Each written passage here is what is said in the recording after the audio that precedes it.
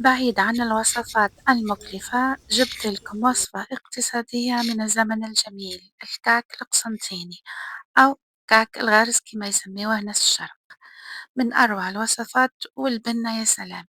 متابعتي الكلمات نتمنى يلقاكم فيديو تاعي وأنتم في أحسن حال. كاقتراح لعيد الأضحى حضرت ليكم هاد الوصفة، ما عليكم غير تبقاو معايا حتى نهاية الفيديو وتشوفوا لي هاد البنة وهاد القرمشة وهاد الجمال لهاد الوصفة الرائعة من الزمن الجميل. كعك القسنطيني من أروع الوصفات اللي ممكن نقترحوها أو نحضروها في عيد الكبير. نبداو على بركة الله. أولا بالعجينة، شوفوا معايا في الجفنة تاعي أنا حطيت 3 كيلات فرينة منخولة، ضفت ليها 2 مغارف تاع سكر ناعم، ضفت ليها 2 مغارف أكل نشا، ضفت ليها كذلك الفاني باه نكهها، بلا ما ننساو الملح لتصحيح الذوق.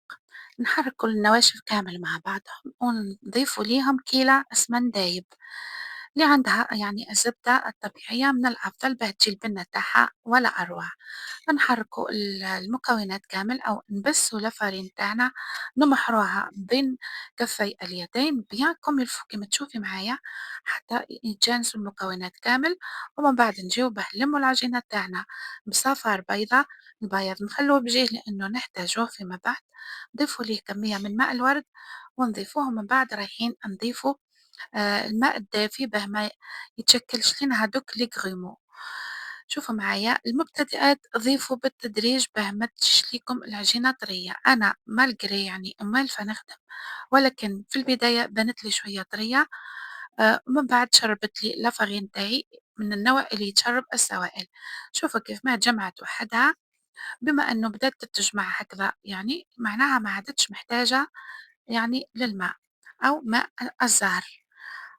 كيف أنا example ضفت ليها ماء الورد راح يعطيها نكهة ولا أروع. جمعت الفرين تاعي ومن بعد نغلفها ونحطها بجيه. نفوتوا الآن يعني تحضير الغرس تاعنا أو التمر. احنا ناس الشرق نقولوا له الغرس. شوفوا معايا أنا شريت هذا الجاهز يعني نوعية جيدة ولا أروع.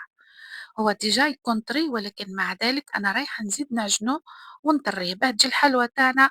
يعني الغرس اللي فيها من داخل يجي طري، يجي يدوب يعني ما يجيش هذاك الغرس اللي يجي قاصح وما يعني ما يجيش بنين. شوفوا معايا بديت بالماء الورد نعجن الغرس تاعي حتى وليت طريته تماما ولا لي طري تماما ولا يتلاصق في اليدين. رايحة نعجن ومن بعد رايحة نضيف ليه مغرفة تاع مارغرين. شوفوا معايا قاعدة نشوف فيه إذا مازال يحتاج نطريه أو إنه سي بون هكذا هذه هي يعني الطراوة تاع الغرس اللي أنا حبيتها. شوفوا كيف ما ضفت ليه كمية من المارغرين ونعاود نعجنو حتى نجمعه تماما هكذا بهذا القوام. يعني الغرس تاعي سي بون، هذا هو القوام اللي أنا حابة عليه. أبخي رايحة نضيف ليه كمية من المكسرات الموجودة عندك. أولا ضفت ليه كمية من الجلجلانية المحمصة راح يعطيه بنة ولا أروع، وضفت ليه كمية معتبرة من المكسرات. أنا هنا يعني ميلانج تاع بندق نوزيت وكاوكاو رايح يعطيه بنة ولا أروع. ضيفي له بقدر ما تقدري لأنه رايحة تعطي الحلوى تاعك نكهة سبيسيال. اللي راح يذوقه راح يعني يطلب منك لا غوسيت. شوفوا معايا أنا ضفت له كمية معتبرة، عاودت جمعته راح يبقى طري. نستعين بشوية تاع يعني زيت باه نقدر نشكله. شوفوا معايا هنا العجينة تاعي ريحت خذات راحتها تماما يعني حتى ولات لينة. ومن بعد جيت نوزن في العجينة تاعي كورتها 28 إلى 30 جرام، الغرز تاني حوالي 15 إلى 18 جرام. ومن الآن جت مرحلة التشكيل، نجيب نحط كل كرة بهذا الشكل على البلان دو ترافاي ونبدأ نفتح فيها بالحلال. أنا إكزامبل طريقتي في تحضير الكعك أو الجرنغزال نفس الطريقة.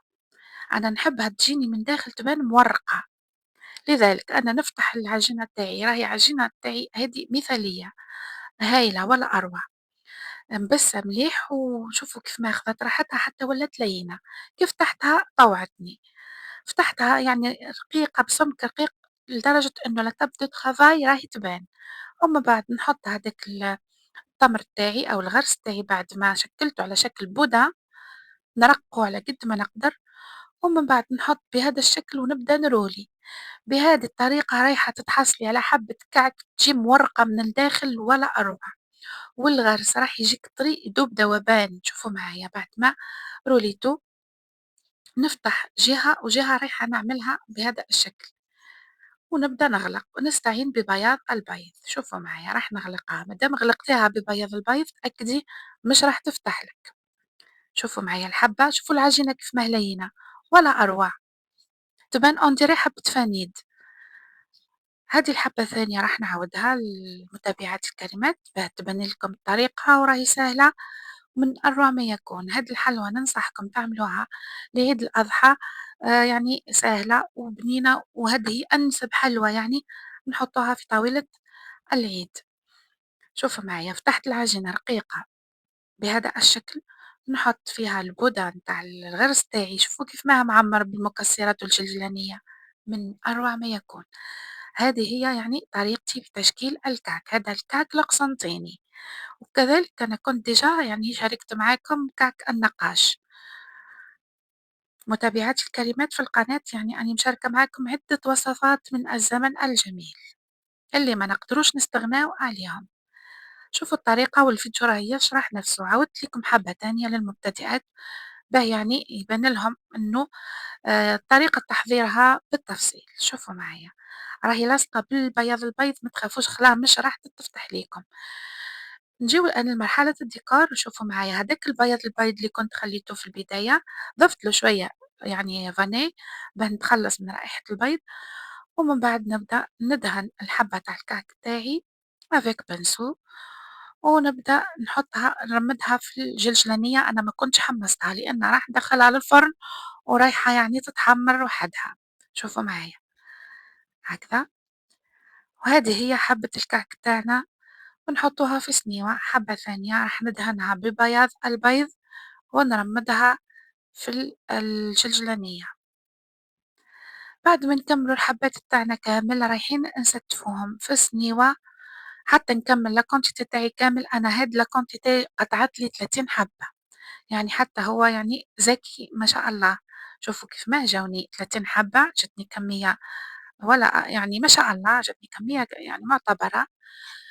نكون ديجا سخّنت الفرن تاعي ومن بعد ندخّلها بلا ما نغفل عليها. أنا يعني شوفوا معايا الحبّة لمّا فتحتها بعد ما طاب لي الكعك تاعي خرّجته من الفرن. شوفوا كيف ما جا من الداخل يعني مورّق ولا أروع. شوفوا كيف ما جاني bien doré، ما تغفلوش عليه برك باه ما يتحرقلكمش، وتتحصلوا على أروع كعك قسنطيني بالغرس من أروع ما يكون.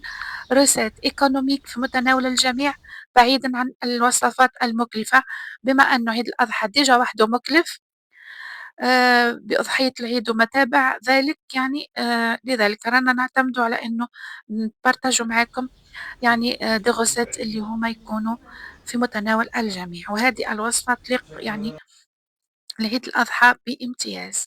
متابعاتي الكريمات نتمنى إنه ال الغُسَل هذه اللي قدّمتها معاكم أو شاركتها معاكم نالت إعجابكم. نتمنى متابعتي ما تبخلوناش باللايك، نتمنى تبارطاجوها مع الجميع لتعُم الفائدة. ما بقى ليّا غير نقول لكم مشاهدة ممتعة، في أمان الله وحفظه، إلى وصفة جديدة.